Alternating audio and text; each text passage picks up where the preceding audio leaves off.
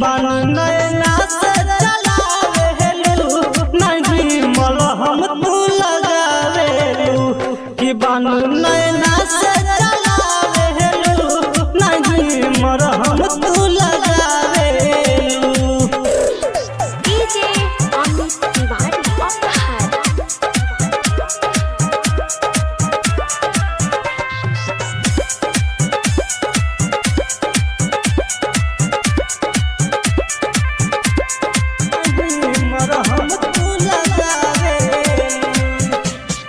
मिले खातिर वादा भइल साथ में याद करो वही दिन जाते जात में वही दिन के बात तू गहिला भुलाई का दो कहां जान बाड़न भाई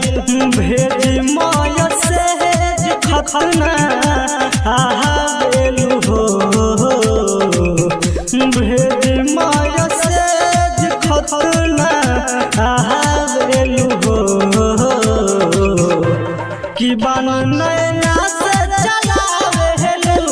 नहीं मलहम तू लगावेलू कि बान नैना से चलावेलू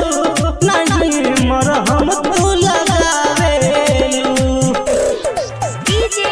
अमित तिवारी अपहर